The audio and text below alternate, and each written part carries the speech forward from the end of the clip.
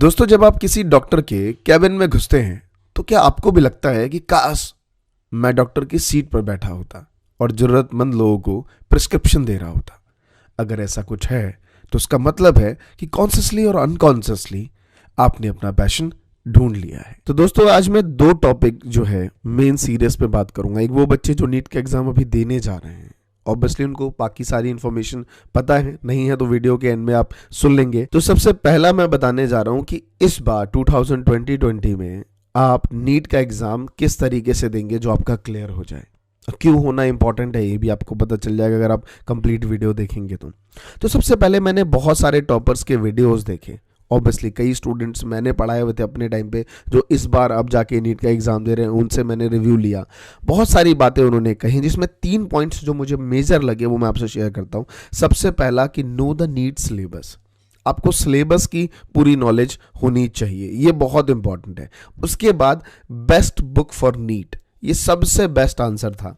कई बच्चों ने कहा कि मैंने 4-5 किताबें पढ़ी, लेकिन टॉपर का सही रिव्यू आया कि दोस्त अलग अलग 5 किताब पढ़ने से कहीं ज्यादा बेटर है कि एक सही बुक का चुनाव करो और उसे 5 बार पढ़ो। तो दोस्तों, एक ट्रस्टेड बुक जो मेरे बचपन से लेके आई थिंक आपने भी उस बुक को पढ़ा है, वो है ओसवाल बुक्स। अच्छा, जब बात थी कि हमारे इंस्टीट्यूट में कि भाई ऐसा क्या है इस बुक्स में, तो वहां पे बच्चे बहुत इस बात से ज्यादा खुश थे कि सबसे पहली चीज तो बहुत सारे इसमें ऐसी चीजें हैं जो कहीं और ये एक साथ कंबाइंड नहीं मिलती। जैसे लास्ट ईयर 2019 का सॉल्व पेपर आपको इसमें मिलेगा, साथ में सैंपल क्वेश्चन पेपर फॉर 2020 वो आपको सॉल्व मिलेगा। अपडेटेड कंटेंट है बिल्कुल यहाँ पे। और अब से जो टाइपोलॉजी क्वेश्चन आते हैं वहां पे, क्योंकि पहले फिल इन द ब्लैंक्स हुआ करता था, वो चीज हट के अब टाइपोलॉजी क्वेश्चन आ गया, वो क्वेश्चन आपको यहाँ पे मिलेंगे। नेक्स्ट इसमें है कि आपको revision notes for exam oriented preparation, और साथ में परसेंटेज का पूरा कवरेज है कि किस टॉपिक से क्या परसेंटेज में आप कर सकते हैं। प्रॉपर ये चैप्टर का एनालिसिस है इसमें, और चैप्टर वाइज टॉपिक वाइज आपको प्रिपरेशन कराई जाएगी। और बेस्ट पार्ट ये है मेरे दोस्त कि जो हर एक टॉपर ने कहा कि आपको प्रीवियस ईयर के क्वेश्चन पेपर सॉल्व करने पड़ेंगे, तो मैं बता दूं आपको इस बुक में आपको प्रीवियस 32 ईयर्स का क्वेश्चन नीट का और AIPMT का अरेंज्ड पूरा चैप्टर वाइज सॉल्व मिलेगा। और मैं अपनी बात बता दूं कि मुझे ना हमेशा वो चीज पसंद होती थी जो समरी थी कि पूरे चैप्टर में कौन कौन से वो हिट पॉइंट्स हैं, मेन पॉइंट्स हैं जो हमारे माइंड को हमेशा ग्रैप रहने चाहिए। तो उसके लिए माइंड में बहुत जरूरी है, जो बहुत सारे मैंने नीट के बुक देखे उसमें नहीं था, और ये ओसवाल में मुझे दिखा। तो आपको यहाँ पे ना माइंड मैप मिलेगा जो कि मोर क्लैरिटी देगा आपको बेटर उस चैप्टर को समझने के लिए। और दोस्तों, last but not the least, hybrid learning experience. आपने देखा होगा कि कई बार हम कुछ टॉपिक्स पढ़ते हैं और वो हमें समझ नहीं आता, तो हमें लगता है यार कोई टीचर आके यहाँ पे बता दे तो मजा ही आ जाए। तो मैं आपको बता दूं, इस बुक की खासियत है कि आप इसे पढ़ते पढ़ते आपको पढ़ा भी सकता है। जैसे suggested video of hybrid learning experience, जब आप इस बुक को पढ़ रहे होंगे तो आपको एक QR कोड साइड में दिख रहा है। QR कोड को अपने फोन से जैसे ही आप स्कैन करेंगे आपको उसके रिगार्डिंग टॉपिक्स मिल जाएंगे, जहां पे जाके आप उस चीज को और अच्छे से मोर क्लैरिटी से पढ़ सकते हैं, देख सकते हैं और समझ सकते हैं। तो दोस्तों, बुक का चुनाव सही होना ये बहुत इंपॉर्टेंट है। तो मैंने आपके लिए इस बुक का लिंक जो है वो डिस्क्रिप्शन में दे दिया है। एक्चुअली कई बार क्या होता है, ये बुक्स आपको नहीं मिलती कहीं, आप ढूंढते रहते हैं क्योंकि एग्जामिनेशन टाइम में डिमांड इतनी ज़्यादा होती है और सप्लाई बहुत ज़्यादा कम, तो उस चीज़ में हमें प्रॉब्लम ना हो।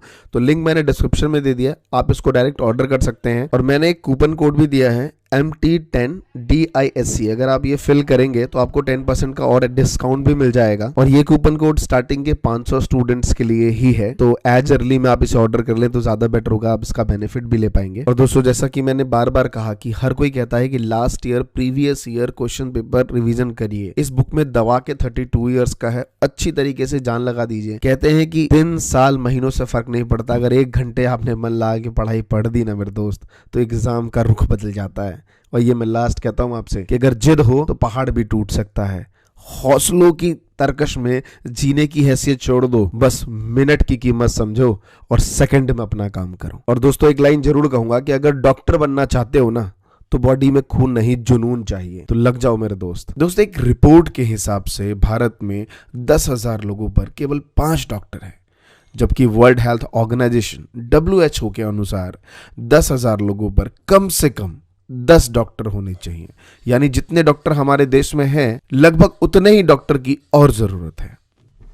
तो चलिए शुरू करते हैं कि किस तरीके से आप एक डॉक्टर बन सकते हैं। तो सबसे पहले डॉक्टर बनने के लिए MBBS की डिग्री बेसिक रिक्वायरमेंट है। एमबीबीएस में एडमिशन नीट एग्जाम के थ्रू लिया जाता है।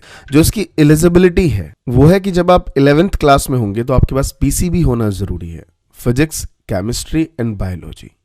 नीट की तैयारी 11th क्लास से ही स्टार्ट हो जाती है। तो नीट एग्जाम देने के लिए 12th क्लास में मिनिमम 50% मार्क्स, इसके ऊपर मार्क्स आपके होने जरूरी हैं। उसके बाद कुछ और बातें जाननी है कि एग्जाम में अप्लाई करने के लिए लोएस्ट एज जो है वो है 17 साल। मतलब एनटीए, नेशनल टेस्ट एजेंसी, जो इसको मॉनिटर करती है, उसने ऑफिशियली कोई अपर लिमिट एज डिसाइड नहीं की है, but lower limit age decide है कि भाई 17 साल मिनिमम होनी चाहिए। जो नीट का एग्जाम है वो 1 साल में एक बार ही होता है। एग्जाम का नोटिफिकेशन नवंबर में आता है, जो कि 2020 का एग्जामिनेशन जो है ये 3 मई को 2020 में होने वाला है। अब थोड़ा बेसिक डिटेल की बात कर लेते हैं कि जैसे बहुत से बच्चों के डाउट्स होते हैं कि एग्जाम में टोटल जो है आपको 720 मार्क्स का रहता है, जिसमें आपका पासिंग मार्क्स जो है वो 150 टू 180 के बीच में आपको लाना है। मतलब 120 से ले लो, 120 टू 180 के बीच में।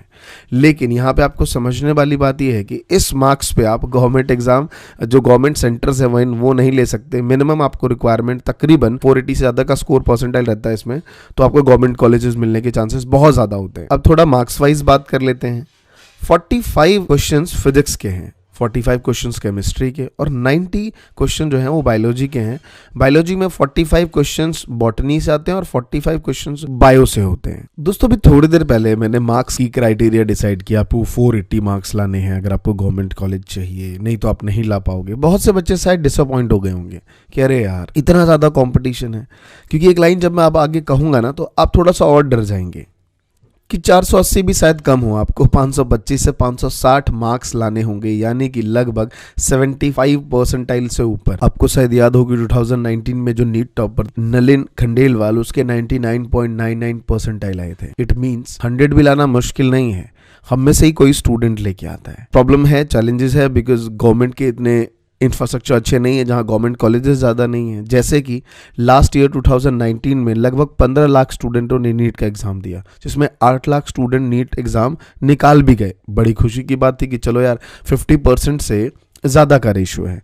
लेकिन हर नीट एग्जाम पास करने वाले स्टूडेंट को गवर्नमेंट कॉलेज नहीं मिला, सिर्फ 6 से 7% लोगों को ही गवर्नमेंट कॉलेज मिला। मतलब कितना कम रेशियो है। तो जरूरी नहीं है कि एकेडमिक चीजें नहीं निकल पाई, इतने मार्क्स नहीं आए। मैं देखता हूँ बहुत से बच्चे फ्रस्ट्रेटेड, गलत डिसीजंस लेके अपनी लाइफ को स्पॉइल करने लगते हैं। क्यों यार, ये चीजें इतनी इंपॉर्टेंट थोड़ी हैं, नहीं हुई तो नहीं हुई। तो अब बात करते हैं कि नीट का एग्जामिनेशन 2020 में या 21 में क्लियर कर लेते हैं।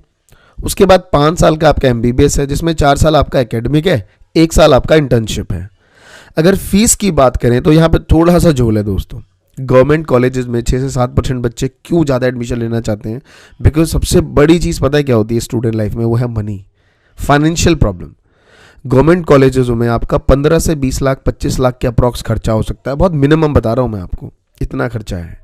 बट वहीं पे अगर मैं प्राइवेट कॉलेज की बात करूं तो there has no limit. Minimum 80 lakh रुपए से लेके आप 1 CR 2 CR, जितना बढ़िया कॉलेज है, जितनी ज़्यादा फैसिलिटीज़, उतने ज़्यादा पैसे आपको देने पड़ेंगे। अब जैसे एमबीबीएस कंप्लीट हो जाता है उसके बाद आप कई स्पेशलाइजेशन कर सकते हैं, जैसे गायकोनोलॉजिस्ट में कर सकते हैं, ENT में जा सकते हैं, ऑर्थोपेडिक्स में जा सकते हैं, सर्जरी में जा सकते हैं, मेडिसिन में जा सकते हैं, इंटरनल मेडिसिन में जा सकते हैं, डर्मेटोलॉजी में जा सकते हैं, फैमिली मेडिसिन में जा सकते हैं, न्यूरोलॉजी में जा सकते हैं। And they have so many specialist sector जो स्क्रीन पे आपको दिए हुए हैं। आप इन सेक्टर्स में स्पेशलाइजेशन कर सकते हैं। अब इनमें से कुछ ब्रांच जो है वो सर्जिकल और कुछ नॉन सर्जिकल होता है। स्पेशलाइजेशन जो है वो 3 साल की होती है। जो किसी नॉन सर्जिकल ब्रांच स्पेशलाइजेशन करने वाले को MD यानी कि डॉक्टर ऑफ मेडिसिन कहते हैं। जो लोग सर्जिकल ब्रांच में स्पेशलाइजेशन करना चाहते हैं उनको MS कहा जाता है।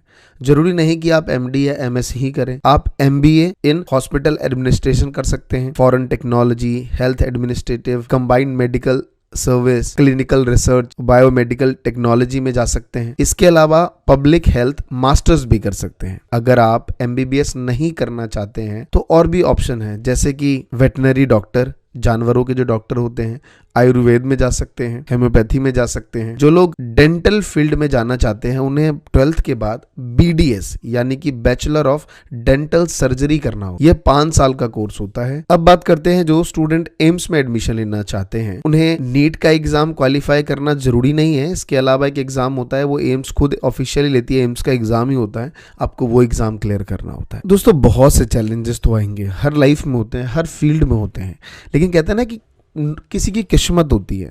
मैं आपको एक शब्द में कहना चाहता हूं कि भगवान किस्मत नहीं लिखते, किस्मत सब सिर्फ मेहनत से बनता है मेरे दोस्त, और ये रियलिटी है, आप इस चीज़ को कभी नकार ही नहीं सकते।